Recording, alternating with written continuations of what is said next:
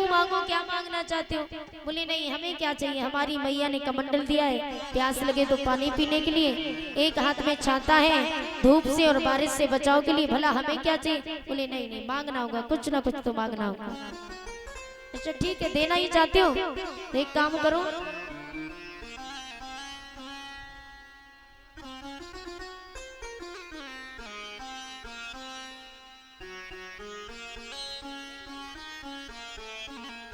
श्री राधे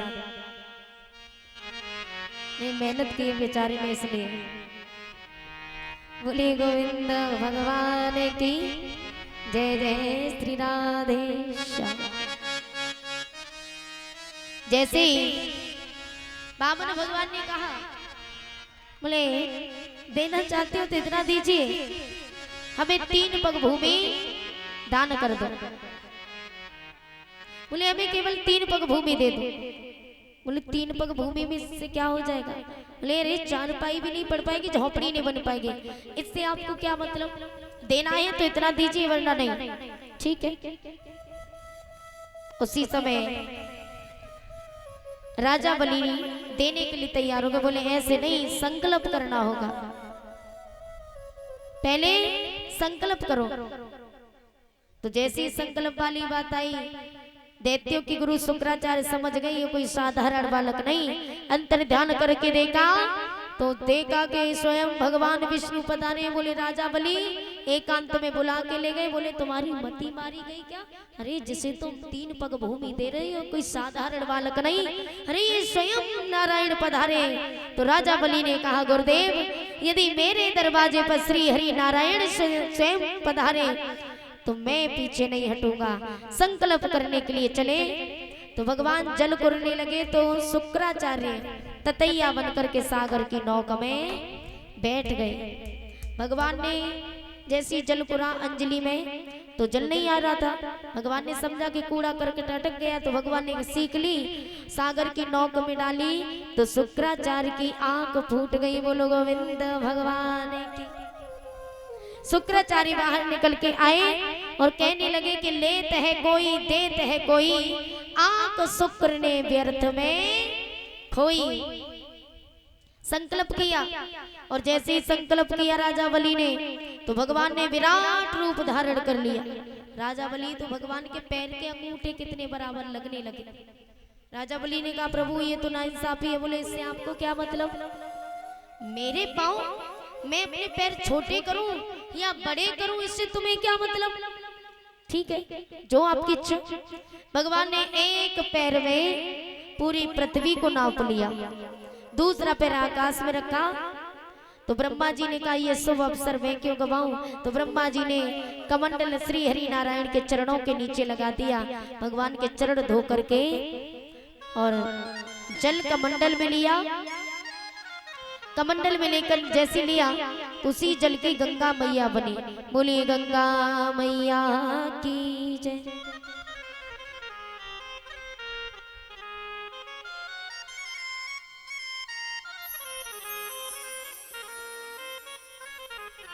श्री राधे। राजा बलि के पास जिस समय भगवान पहुंचे, एक पैर में पृथ्वी को नाप लिया, दूसरे में आकाश को। अब तीसरा पैर बचा। भगवान ने कहा बोलो राजा बलि तुम तो 3 पैर देने में घबरा रहे, अब कहाँ दोगे? तो जैसे ही बात कही तो राजा बलि ने सर झुका दिया, कहा प्रभु एक बात बताओ, दान बड़ा होता है या दानी बड़ा होता है? दान बड़ा होता है कि दानी बड़ा होता है? हाँ दान करने वाला बड़ा होता है। तो भगवान ने कहा दानी बड़ा होता है, दान करने वाला बड़ा होता है। तो राजा बलि ने सर झुका दिया, कहा प्रभु ये एक पैर मेरे सिर पे रख दो। भगवान ने तीसरा पैर राजा बलि के सिर पे रखा। अब राजा बलि की पुत्री थी रत्नमाला। रत्नमाला ने कहा, रत्नमाला उसी समय मन में सोचने लगी कि कैसा पुत्र है, अरे जिसने मेरे पिता का सब कुछ हर लिया। और जैसे ये बात सुनी तो उसी समय ये बात सुनते राजा बलि भगवान से कहने लगे कि प्रभु आपने तो हमसे जो मांगा हमने दिया, लेकिन भगवान ने खुशी से सुतल लोक दिया राजा बलि को। तो राजा बलि ने कहा कि आपने हमें सुतल लोक तो दिया है, लेकिन एक वरदान अब हमें भी दे दो। मांगो, क्या मांगना चाहते हैं? बोले हमें वरदान ये दीजिए कि सुतल लोक में जो 52 दरवाजे होंगे और 52 दरवाजे पर आप हमें हर एक जिस दरवाजे से हम निकले उस दरवाजे पर खड़े मिले। भगवान कहने लगे आए ते हरि ठगन को आप ही ठग चले। अब तो भगवान फंस गए, बोले दिया वरदान। अब राजा बलि जिस दरवाजे से निकलते सुतल लोक में उस दरवाजे पर भगवान को खड़ा होना पड़ता है। काफी समय हो गया। लक्ष्मी मैया ने देखा प्रभु अभी नहीं आए, क्या बात है? बोले नारद जी कहने लगे मैया अब प्रभु कभी आने वाले नहीं। बोले क्यों? इसलिए क्योंकि प्रभु आजकल नौकरी कर रहे हैं, और वो भी ऐसी नौकरी कर रहे हैं जहां संडे की भी छुट्टी नहीं है। बोले क्या मतलब, हम समझे नहीं। तो नारद जी कहने लगे राजा बलि के दरवाजे पर प्रभु नौकर बन करके खड़े, खुद वरदान में फंस गए। तो लक्ष्मी मैया ने कहा अब क्या होगा, प्रभु के बिना वैकुंठ धाम सुना है। तो नारद जी ने कहा माते एक काम करो, आप राखी लेकर के जाओ, राजा बलि की कलाई में बांधना और वरदान में भगवान को मांग लेना। राजा बलि के दरवाजे पर लक्ष्मी मैया राखी लेकर के चले। राजा बलि से कहा भैया मेरी राखी की डोर कभी हो ना कमजोर, भैया दे दो कलाई बहन आई है। मेरी राखी की डोर कभी हो ना कमजोर, भैया दे दो कलाई बहन आई है।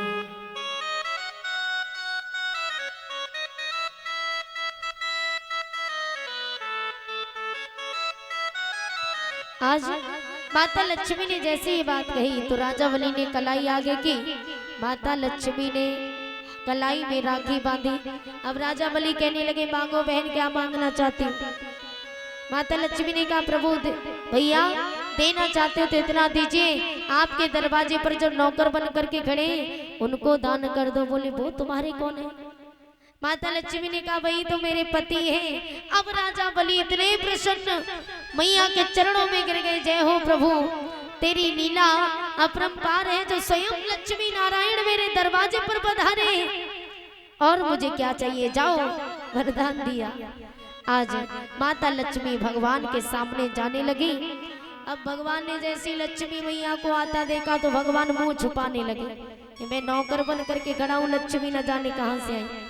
माता लक्ष्मी कहने लगी प्रभु चेहरा छुपाने से अब कुछ नहीं होगा, हमें पता है तुम ससुराल में नौकरी कर रहे हो और वो भी ऐसी नौकरी परमानेंटली जहाँ संडे की भी छुट्टी नहीं। भगवान कहने लगे क्या मतलब तुम्हारा, कैसी ससुराल, किसकी ससुराल? माता लक्ष्मी ने कहा और नहीं तो क्या, राजा बलि मेरा भैया है और यहाँ मेरा पीहर है, मायका है, तो तुम्हारी ससुराल तो हुई। राखी बांधने के बदले मैंने तुम्हें मांगा है। भगवान हंसने लगे और माता लक्ष्मी को लेके वैकुंठ धाम चले गए। बोलिए लक्ष्मी नारायण भगवान की।